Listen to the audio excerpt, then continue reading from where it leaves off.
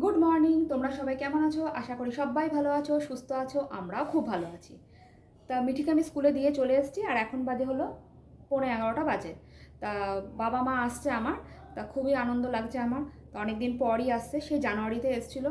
তারপরে তো বোনের বিয়ে ঠিয়ে গেছে, মানে কেটে গেল, অনেক দিন হয়ে গেল। তারপর এখন আসছে, একটা বিশেষ কারণে আসছে, তোমাদের পরে জানাবো কি কারণ। আর বোনের বাড়িতে এসছে নিউ টাউনে। তা ওখান থেকে মিঠি এত কান্নাকাটি করেছে যে বাবা মা চলে আসছে, যে তোমরা দিন্না দান্না আসছে না। আমার মাকে দিন্না বলে আর বাবাকে দান্না বলে। তোমরা হয়তো আগেও শুনেছো।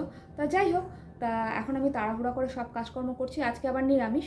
মাকে বললাম তুমি এসে রান্নাটা করো। তা মা আসছে, মাকে বললাম তুমি এসে রান্নাবান্না করো, আমি সব কেটে বেটে রাখি। তা যাই হোক, তাহলে আমি সব কাজকর্ম করতে থাকি, তোমরা তাহলে সঙ্গে থাকো। তা আজকে রান্নাবান্না হয়ে গেছে। মা এসেই মাকে দিয়েই রান্নাগুলো করালাম। কি আর বলবো, তোমরা তো জানোই, মেয়েরা মাদের দেখলে মনে হয় যে সব কিছু করিয়ে নিই কাজকর্ম। তা যাই হোক, আলু ভাজা হয়েছে, মুগ ডাল হয়েছে, আর এদিকে হলো নিউট্রিলা দিয়ে পেঁপে দিয়ে একটা তরকারি হয়েছে, আর হয়েছে পনির। তা আর বাবা মা মিষ্টি নিয়ে এসেছিলো, আর একটুখানি বোঁদেও নিয়ে এসেছিলো। তা মিষ্টিটা তো তখন খাওয়া দাওয়া হলো, দিয়ে বোঁদেটাও আজকে নিরামিষ বলে বললাম ভাতের পাতে একটু করে খেয়ে নেবো। তা যাই হোক, এই সব হলো। আর এদিকে একটা না চলে এসছে, হলো মিঠির একটা ড্রেস এসছে। তা মিশো থেকে অর্ডার দিয়েছিল। কী যে করে জানো না, বন্ধুরা সব কিনছে, তাই ও কিনবে। মনে হচ্ছে মেয়েটা আমার বড়ই হয়ে গেল। সে কি বলবো, আমাদের অতটা ইচ্ছাও ছিল না। জামাটা খুবই সুন্দর, কিন্তু কাপড়টা না মোটেও ভালো না। মিশো থেকে নিয়ে মানে দেখেছি জামা কাপড় কিনলে অতটা ভালো কোয়ালিটি আসে না, কিন্তু এই জামাটা কোথাও পাচ্ছিল না, শুধু একমাত্র মিশোতেই পাচ্ছিল। তাই মিশো থেকেই কেনা।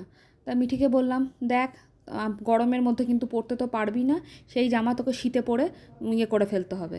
কেমন দেখো, কাপড়টা দেখলেই বুঝতে পারবে। আর দেখো, খুব একটা খারাপ লাগছে না, ভালোই লাগছে জামাটা পরে।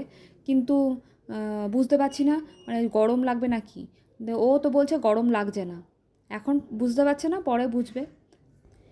এই দেখো, এখনও বসে পড়েছে পুঁতি নিয়ে।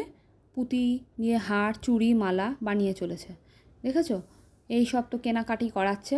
আর ঘরে বসে বসে মিস চলে গেছে নিয়ে, এখন ওকে এগুলো করতে দিতে হবে। তা চলো, দিন না এসছে বলে এখন ওকে এই আবদার, আমি আজকে পড়তে বসবো না, এই করবো না। মিস চলে গেছে আর এই সব সমস্ত করে বেড়াচ্ছে। তা আমাদের আবার দেখো, মাকেও আবার ডাকাডাকি করছে, দিন না এসো, তুমি আমার সাথে বানাও। নিয়ে মাকেও খেলতে বসিয়ে দিয়েছে। মা বলছে, দূর, আমি আজকে জার্নি করে এলাম ঠেলাম, আর ভালো লাগছে না। না, মাকে দিয়েও বানাবে, দিন না তোমাকেও বানাতে হবে। তারপরেই আমরা একটু বেরিয়ে পড়েছিলাম হলে, বাবা রাত্রেবেলা রুটি খায়। তা আর আজকে রুটি মুটি করলাম না। তা বললাম চলো গিয়ে একটুখানি ঘুরেও আসি, হাঁটাহাঁটি করে আসি, আর গিয়ে কটা রুটি কিনে নিয়ে আসি। তাই রুটি কিনতে চলে এসেছি।